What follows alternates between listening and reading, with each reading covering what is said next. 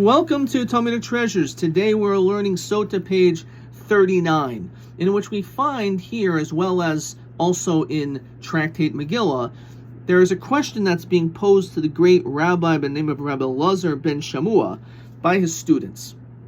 Now this rabbi was an older man, and this was something which was very impactful and impressive to his students, so much so that the students wanted to know, how come you lived such a long life?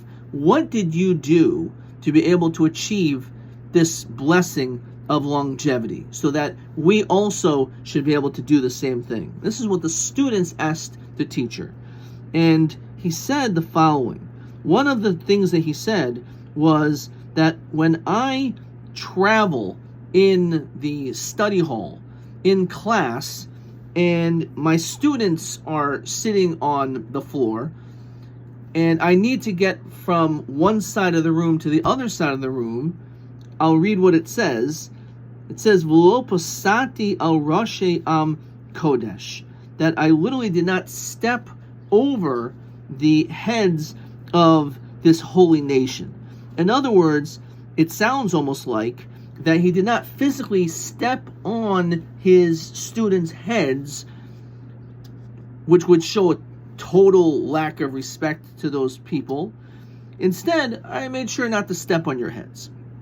Now, of course, that's not literally what it means, but what it's coming to tell us is that a person who is a teacher can view his relationship as a student, because I'm the one who's teaching you, and you're the one who's learning from me. So you could possibly end up developing an inflated ego, thinking that you're so great and you're so much more important than your students. So much so that when you engage in conversation with them, you may show a lack of respect, because you think you're so important and I'm so up here and you're so down there, like you are on the ground physically sitting. So too that is where you are in comparison to me intellectually.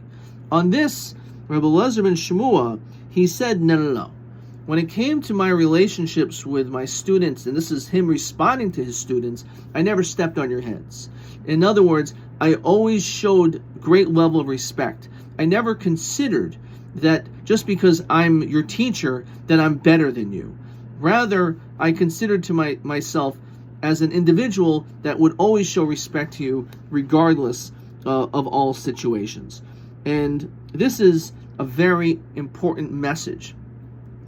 First of all, when it comes to our relationship as if you would be a teacher to a student, but the reality is we are teachers. We're teachers as parents to our children. We are also teachers just in general in the way that we conduct ourselves. Now, it's very possible that we may look at our relationships, again, going back to our children. Now, of course, there is an obligation for children to respect their parents. There is a special mitzvah of honoring one's mother and father. That is true. But that doesn't mean that the parents have a right to be rude or disrespectful to the child either. It's important to be able to elevate the child. And this, I believe, is what is being said here. That he didn't step on these students as though to say, look at me, I'm better than you. Rather, his job and our responsibility is, as parents, as educators, is to elevate our students, to elevate our children so that they will be able to grow. But if instead all I do is I put them down by stepping on them, so what's that going to accomplish? It may make me feel pretty good, but that is not the role of a parent, and that's not the role of a teacher. Our role is to lift them up and to never do anything which would give them the feeling that they're being stepped on or that they are less than. And because by doing that, one is able to accomplish great in this world.